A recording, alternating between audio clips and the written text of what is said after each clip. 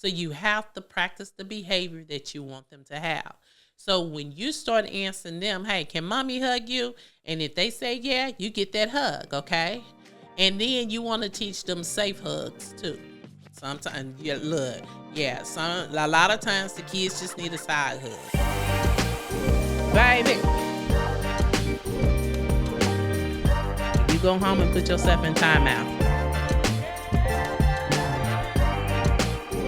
If you're not having a good day, don't you go mess up somebody else's day.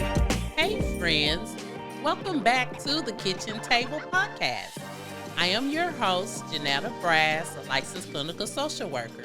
And this week, we are going to finish up talking about kids' safety. And we all know that the month of April is Child Abuse Awareness Month. And so I really been focusing the podcast on kids safety, abuse, what it looks like. And for this is the second week that I am going to wrap it up on sexual abuse. And so here at the kitchen table, we have real, sometimes hard, but always a loving conversation that protects our kids and empower families and parents. Today, we're going to be discussing a really, really important topic. Predator red flags. So just kind of recap from last week, we talked about sexual abuse, what it looks like, and we went a little into some what the predators may look like, some characteristics of predators. So we're going to continue this a continuations on predator, and make sure you guys y'all like, y'all share, and y'all subscribe, especially if this is helping you out and you know someone that could use this information. Make sure that you share it, because having knowledge and knowing how to apply it is called wisdom. And so sometimes we don't have those guides as parents as far as on certain things and what to do. So make sure that you like, subscribe, and share. And so we will discuss how to recognize these predator red flags, what to teach our kids, and how to trust the gut feeling that God gave it us. So there is a gut feeling, and some people say it's a gut feeling. Some people say it's tuition. It can be all of those, but wrap it up. I just think it's just the Holy Spirit. Just giving you that nonsense, and you cannot ignore it. So this isn't about raising fearful kids. It's about raising wise, confident, and safe kids. So just pull up your chair, grab your coffee, and let's get into it. So the first thing that we're going to talk about is understanding predators. So when we talk about understanding predators, we want to know what predators look like. You want to understand their behavior patterns and their characteristics. So predators, they are not always scary strangers. We think about, you raise your kids and you tell them stranger danger, to run from them. And this is what I kind of want to clarify with the parents, is that when a stranger sexually assault your child or you, that incident only happens one time. And it is not called abuse, it's called assault. But when someone is continuously sexually abusing your child, it is now called sexual abuse because it happened more than one time. And oftentimes, once again, we think that it's stranger, but the sexual predator can be the friendly coach. It can be that super helpful neighbor, and even a family friend. It is not about being paranoid. It's about being aware. So let me give you an example of friendly coach. I want to say back in the end of the early 2000s, there was a scandal that went on with Penn State. And it was with a football coach, and he had a nonprofited organization called the Mile High or Mile something, second mile or something like that. I'll look it up and give you the correct answer. Anyway, him and his wife, They also had foster kids too. So they adopted kids, they had foster kids. He had this big name in the community, always helping families, helping, young men trying to find their ways and stuff. And when everything hit the fan, he, over a span of 10, 20, 30 years, he sexually abused a lot of the young boys that were in the program. The sad thing about it is that a lot of people knew about it, but they kept their mouth closed.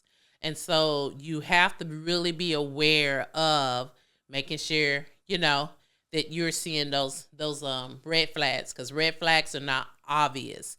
These people blend in real well. They know how to do a whole lot of community work out there in the community, or you just always see them doing good things. And a lot of times they do that because it's a cover up for what they're actually doing. And then if people, come out and they accuse them with the allegations and stuff, what happens is that people don't necessarily believe the victim. They always believe the predator. So predator grooming is what I want to start talking about.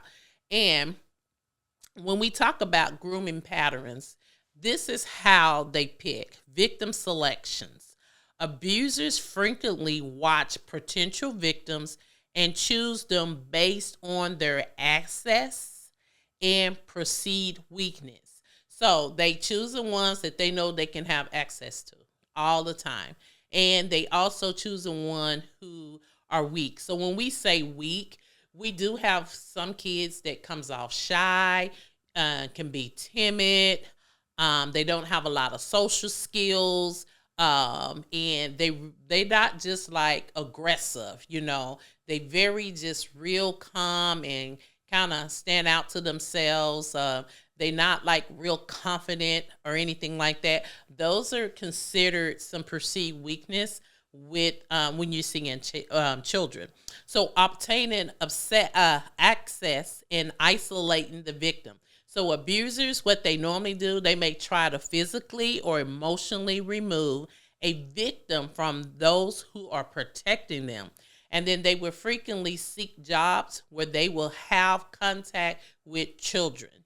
Abusers aim to acquire the trust of the potential victim by giving gifts, giving attention, disclosing secrets and other tactics in order to make them feel that they have a caring connection and to train them to keep the relationship a secret. So parents, one of the things that you guys want to teach your kids is there's no such thing as secrets.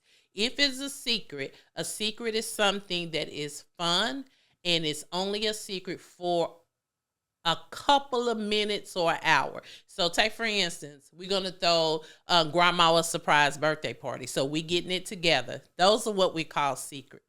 Are we going to surprise someone with a birthday gift or a Christmas gift? You know what the gift is. You're part of it. You done wrapped it up. So we're going to keep this a secret. So making sure that when you talk to your children that you are giving them examples of what secrets are and how long to hold them. Other than that, it is not a secret and it needs to be told. The next thing about grooming is desensitization to touch and sexual topics. So abusers, they would frequently begin touching a victim in a seemingly innocent way.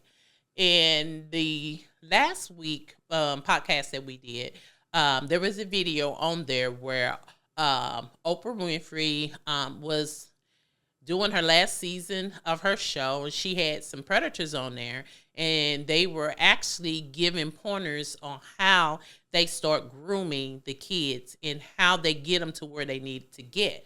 So I think a lot of people don't know that sometimes the predator would take 1, 2, and even 3 years.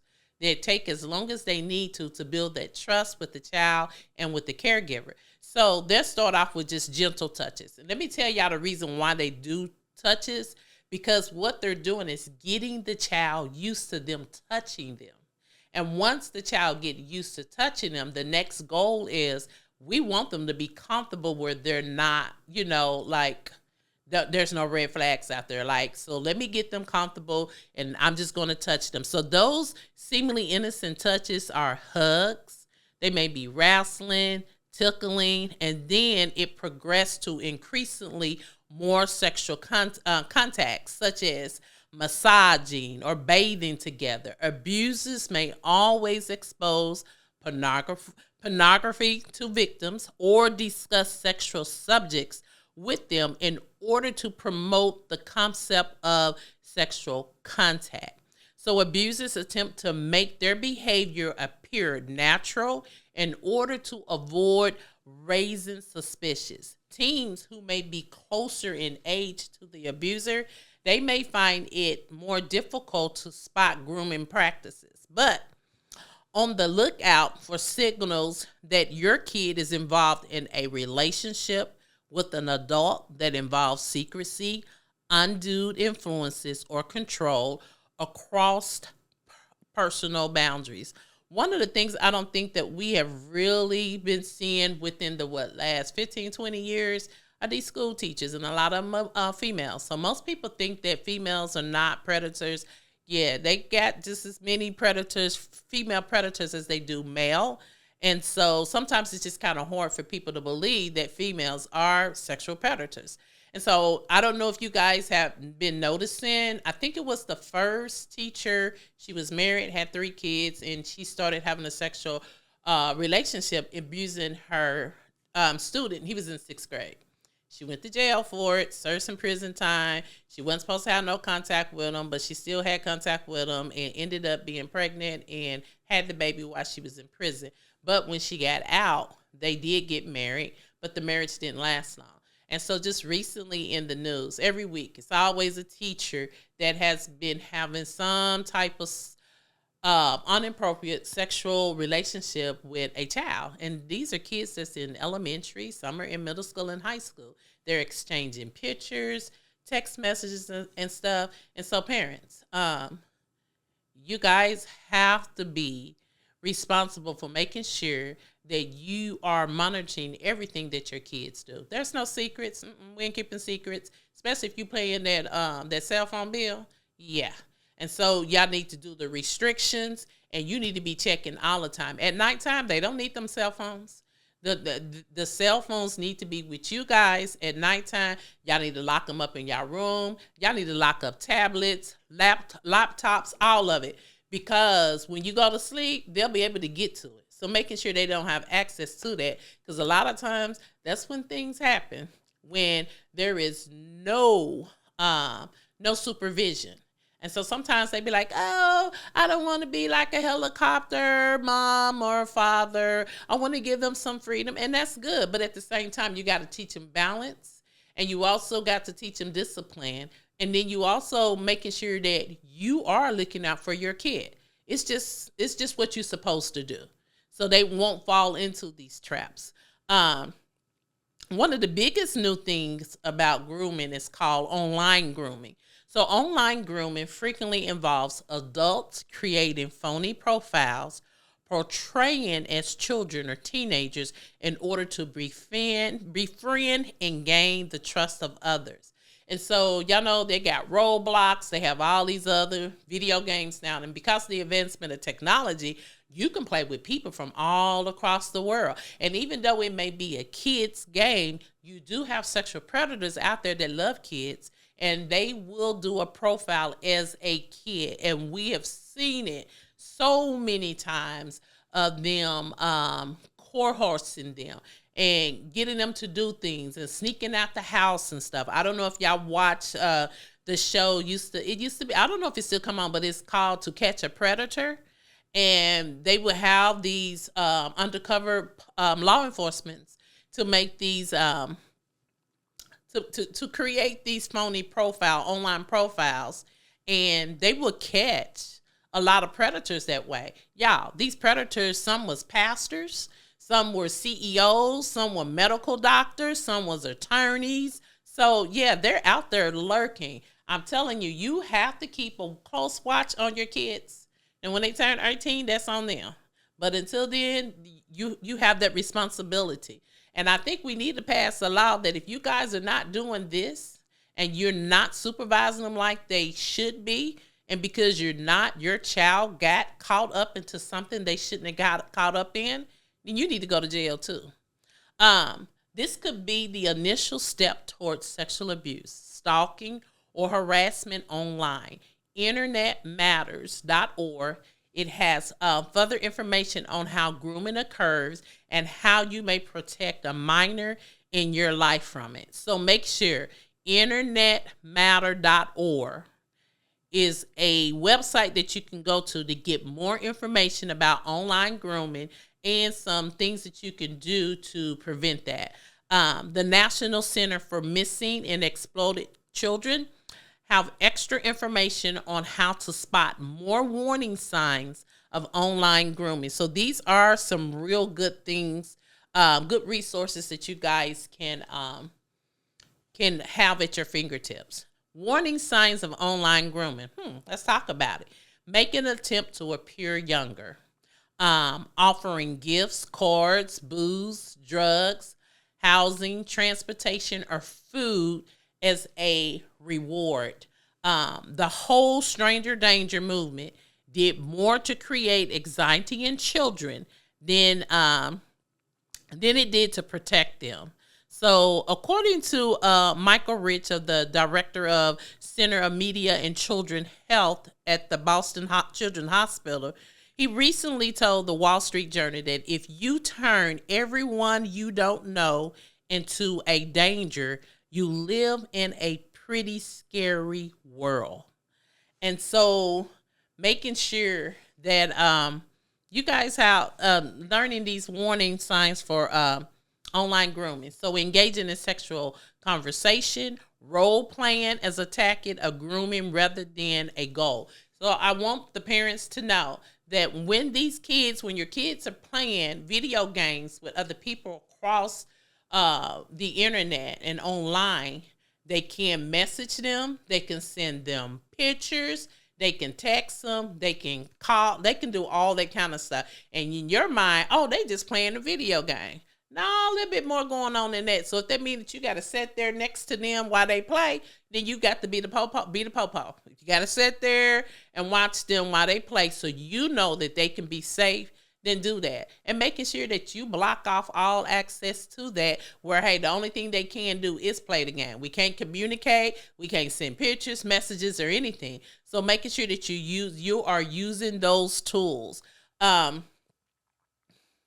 Requesting sexual explicit photographs of the child or jointly swapping images. So they will send your child a picture of their goods, of their private parts. Full-grown men and women will send this to your little kids.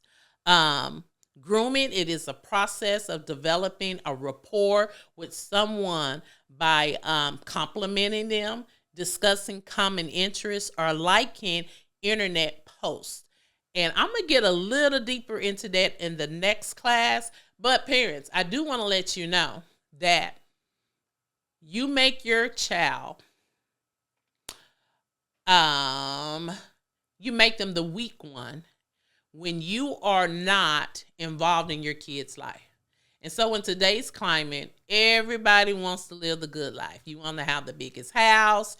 You want to have the biggest nice cars. You want to go on all these vacations and you want to do all this stuff. And I'm not saying that there's nothing wrong with that.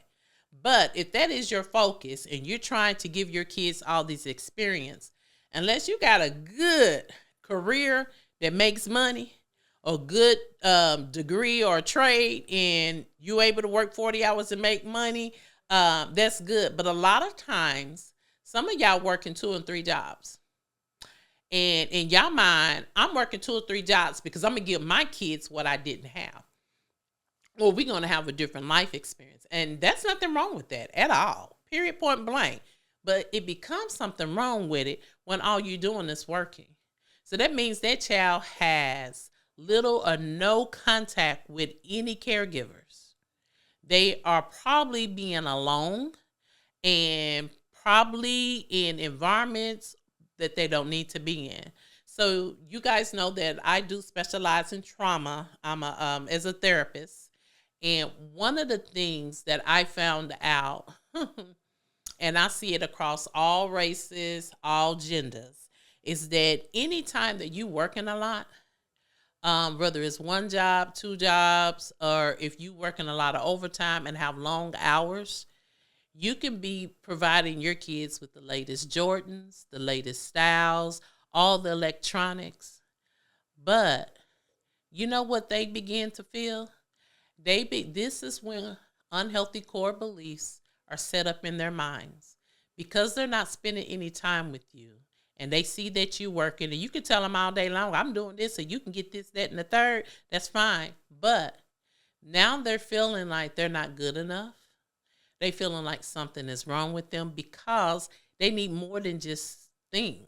They need more than tangible things. They actually need substance, some things that you can teach them they're going to have to use for the rest of their lives. They need more than tangible things. And what they need validation. They need to feel important. They need to know who they are. And when you at work, you can't give them that. And when you at home, you too tired. Okay? I'm speaking from personal experience. You don't have enough strength. You just tired. And you just barely, moseying along. And they really need that one-on-one time. They really need that you giving positive affirmation and stuff like that. So when you don't do that, these are the kids that the predators look for. Because now they are grooming them and they giving them things, like you giving them all the material things, but they giving them inner things that they need, that they're not getting from you guys. And so this what makes them vulnerable and weak. So sitting or making sexual explicit photos of themselves and making them available. We all know that when we out there in the digital world, there is no such thing as destroying. Once it's out there, you can take it down. It never goes away. And so making sure that y'all, once again, or are paying attention to your kids and what they're doing, and quit allowing that doggone the laptop and what's the other thing that they got? We got the laptop and the iPad. Quit letting them be the babysitter. Okay? They need more than that. They need human touch. They need that connection. And I'm telling you guys, when they don't get that, it messes their self-esteem up. They don't have healthy self-esteem, and they have a hard time with social interaction. So they do need those skills.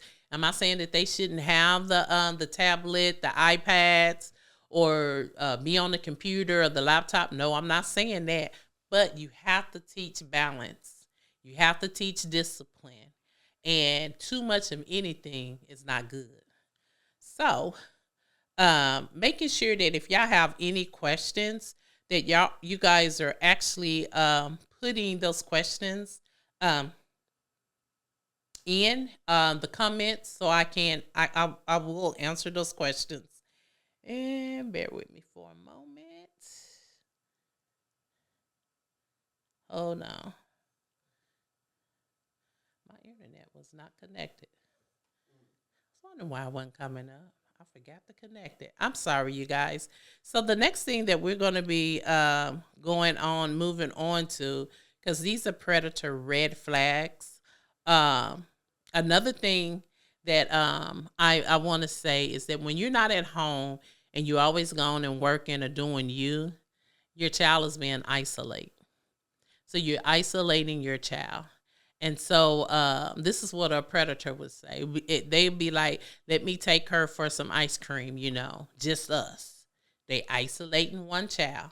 They looking for the weakest child of all your kids. They have gained your trust. And now they just want to take one child. Not all of them, but one child. So when they start isolating the child, you can see that. Another thing is that they're going to test boundaries. So they're going to ignore the small rules like secret texting, hugging your child doesn't want. And then if they don't respect little boundaries, they're not going to respect big ones. But the key to it is that you got to have boundaries. And some of us don't have boundaries. We don't even know what they look like. I don't care what color you are, what race you are, what size, where you live at, where you're from. Every relationship needs boundaries. I don't care if it's friendship, romantic ship, workship, kinship. Every relationship needs boundaries. Boundaries are put in place so that you can be safe. So if you don't teach your kids boundaries, they're open to any and everything. So when we talk about boundaries, boundaries are the development of a child's sense of self, their confidence in the matter in which they should participate by treatment by others or all effects by the teaching of your young children about their body boundaries, but their own and those of others. So these are body boundaries that I am talking about. We're living in a day and time where you just can't go hug your kids anymore. You can hug them, but you need to ask them, hey, is it okay if I hug you? Can mommy give you a hug? Is it okay if daddy give you a hug? That's how it starts. And I know you're like, this is my child. I'm going to hug them. I'm not going to ask them. But you want to teach them boundaries. You want to teach them body boundaries. So you have to practice the behavior that you want them to have. So when you start answering them, hey, can mommy hug you? And if they say yeah, you get that hug, okay? And then you want to teach them safe hugs too. Sometimes, a lot of times the kids just need a side hug. That's a safety hug. I see a lot of teachers do it. They have to do it in education. And even in my industry, we really don't hug the kids because it's a boundary thing. But then there are times where they're like, oh, can I get a hug? And making sure that it's in front of other people and it's a side hug. That's you want to keep safety there. And giving them permission to say no. It's their body. They don't want to hug and kiss grandma, Nana, Mimi, or what all the names y'all have for them, Big Mama, Medea.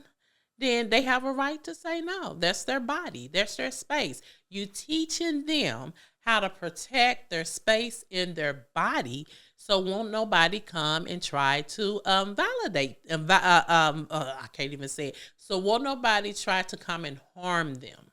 That's what you're teaching. So let's get the practice in that, making sure that they're answering, can they hug them, and letting them know that it's okay to say no. And if they don't want to give a hug, just ask them, hey, can we do a high five?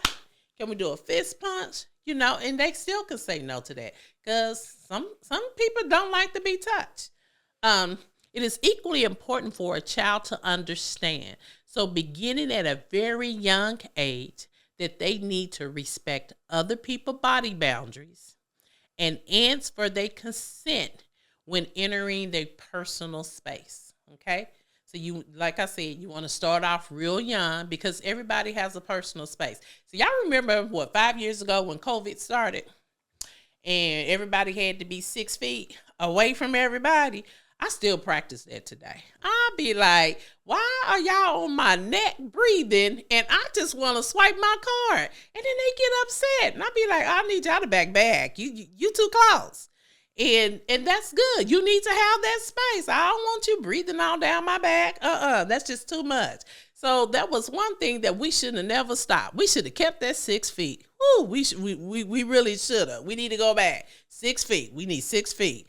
Body boundaries are an invisible perimeter that you have around your body, which could be anywhere from 6 inches to 6 feet.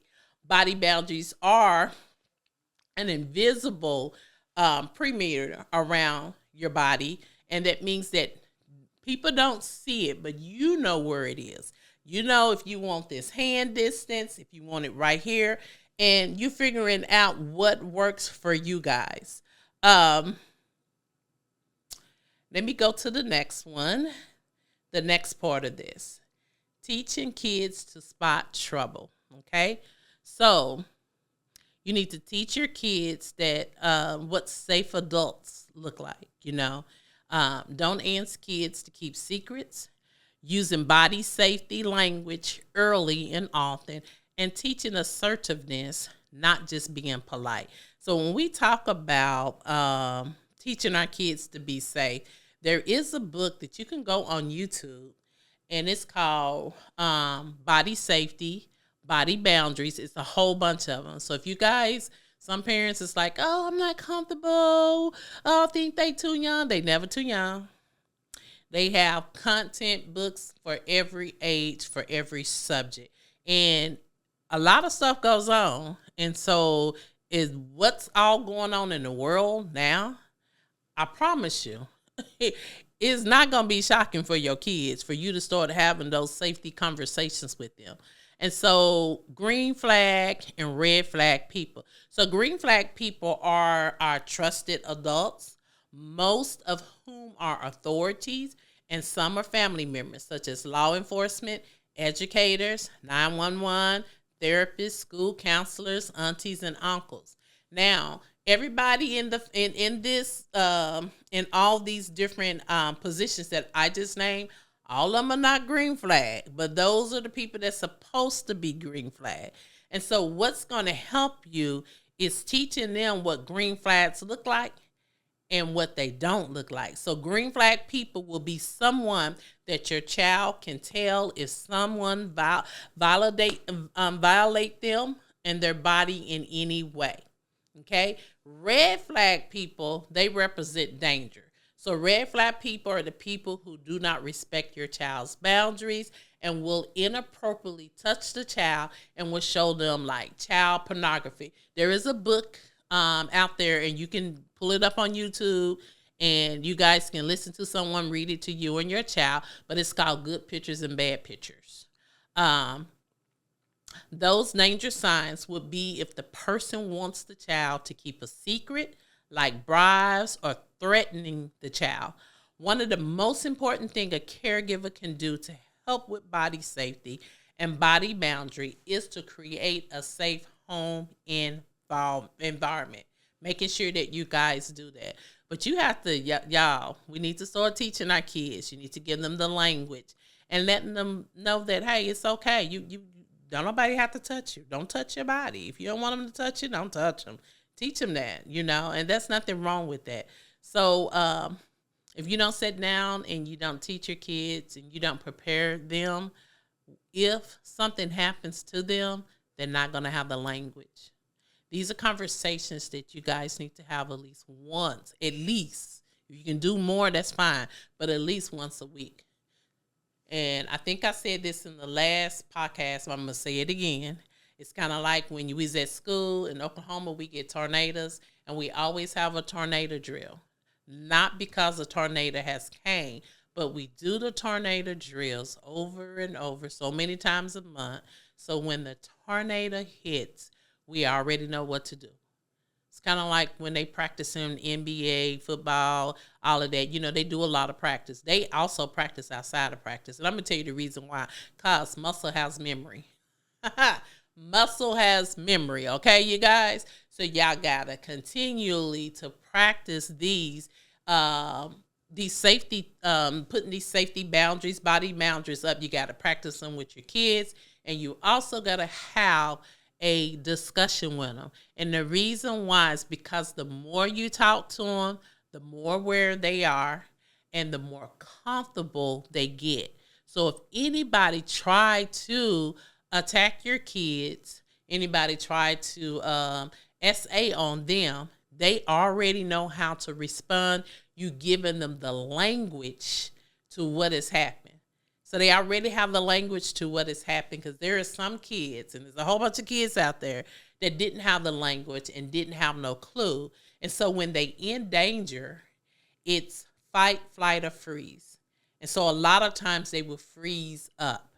And because they are not getting the attention at home, and they're not getting poured into from their parents, the positive affirmation and all of that, they don't feel like their parents even care. And so that's one of the biggest things that you guys have to do.